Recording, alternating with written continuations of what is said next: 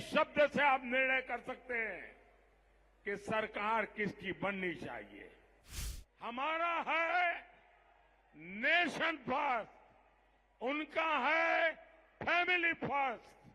निर्णय देश करे, नेशन फर्स्ट चाहिए कि उनका फैमिली फर्स्ट चाहिए। दिल्ली में जो लुटियन गैंग है, जो खान मार्केट गैंग है, इन घोर सांप्रदायिक लोगों की रक्षा करने में अपनी जिंदगी खपा दी है। कांग्रेस के राज में उनके एक प्रधानमंत्री ने कहा था कि दिल्ली से 100 पैसा भेजते हैं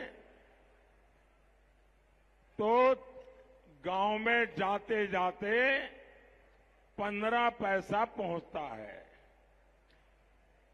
85 पैसा वो कौन सा पंजा था बीच में लूट लेता था। आज दिल्ली से 1 रुपया निकलता है तो पूरे का पूरा 1 रुपया 100 पैसे लाभार्थी के बैंक के खाते में जमा होते हैं। कॉमनवेल्थ गेम्स को कौन भूल सकता है। कांग्रेस के पास भारत के सामर्थ्य को पूरे विश्व को दिखाने का मौका था, लेकिन कांग्रेस ने क्या किया, दिल्ली को इतना लूटा, एक बदनुमा दाग कॉमनवेल्थ खेलों पर लगा दिया। ये कांग्रेस का मॉडल था। और आपने देखा है इसी दिल्ली में G20 सम्मेलन हुआ। पूरे विश्व ने भारत की जय जयकार की। आप मुझे बताइए साथियों, ये सब कैसे हुआ। आप मुझे बताइए ये सब कैसे हुआ। ये सब कैसे हुआ। ये सब कैसे हुआ।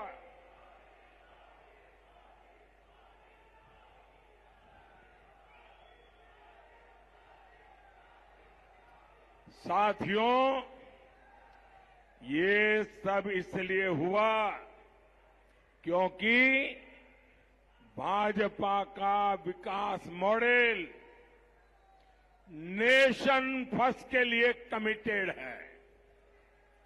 हमारे लिए राष्ट्र प्रथम, ये हमारा जीवन मंत्र है।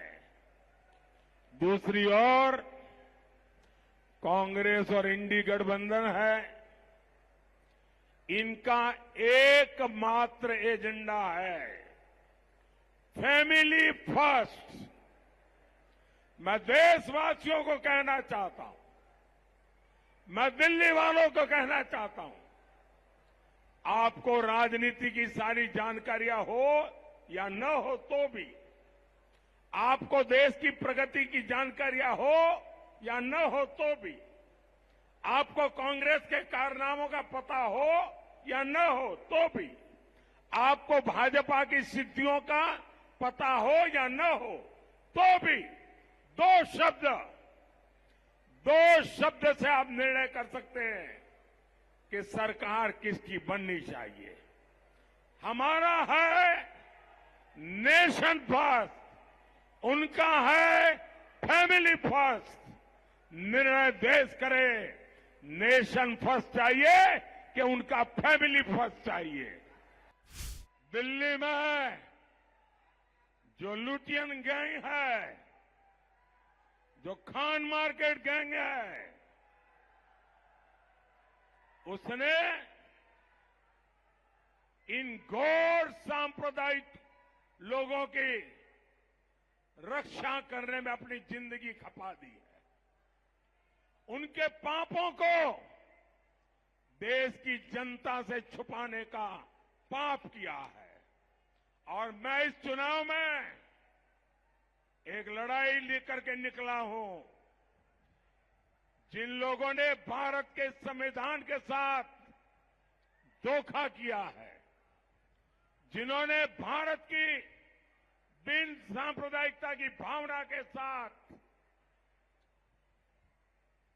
धोखा किया है, अब समय आ गया है ऐसे गैर सांप्रदायिक लोगों को देश पहचाने, मेरे मुसलमान भाई भी पहचाने। इसी दिल्ली में गले में जलते टायर डालकर मेरे सिख भाई बहनों को जिंदा जलाया गया था। ये गुनाह किसका था? ये गुनाह किसका था? ये गुनाह किसका था? आज कांग्रेस की छतरी के नीचे खड़ा हर दल सिख दंगे का गुनहगार है।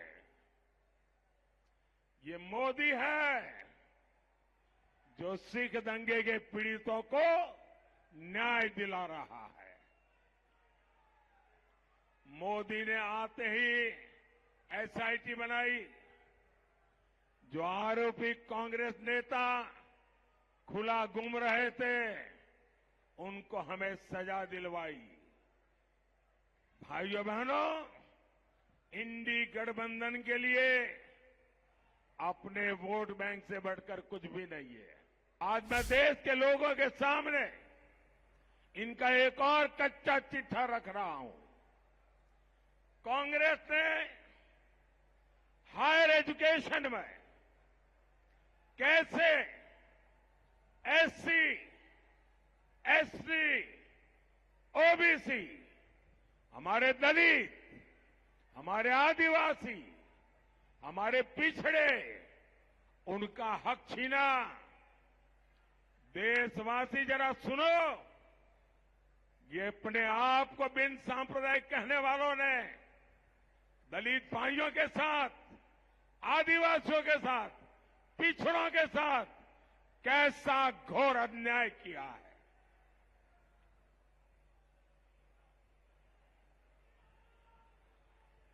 दिल्ली की प्रतिष्ठित जामिया मिलिया इस्माइलिया सेंट्रल यूनिवर्सिटी पूरा देश जानता है।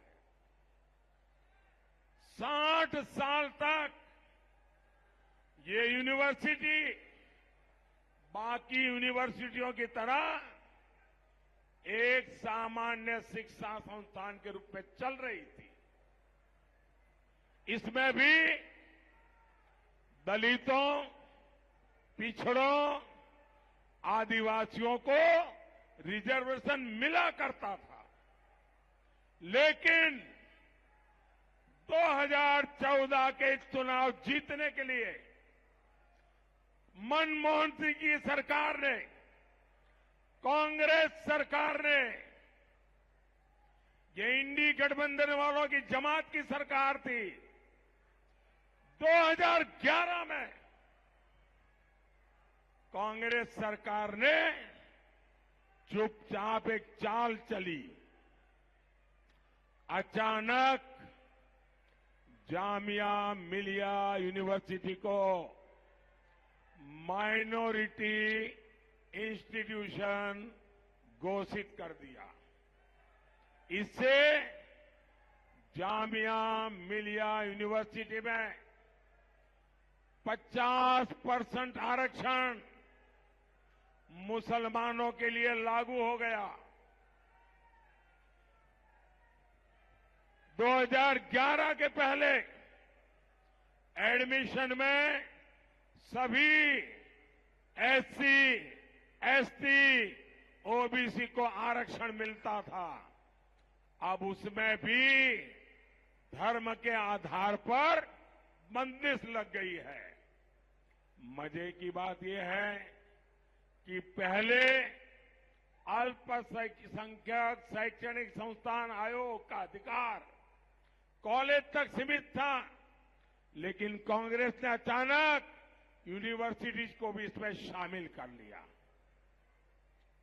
मैं जरा जो अपने आप को बहुत बड़े दलितों के मसीहा बना करके घूमते रहते हैं, आदिवासियों के मसीहा बता करके घूमते रहते हैं, पिछड़ों के मसीहा बना करके घूमते रहते हैं, मैं उनको पूछना चाहता हूं, ऐसी कौन सी आपकी मजबूरी है कि आपने दलितों का, आदिवासियों का, पिछड़ों का अधिकार छीन लिया गया, आरक्षण छीन लिया गया और चुप बैठे रहे?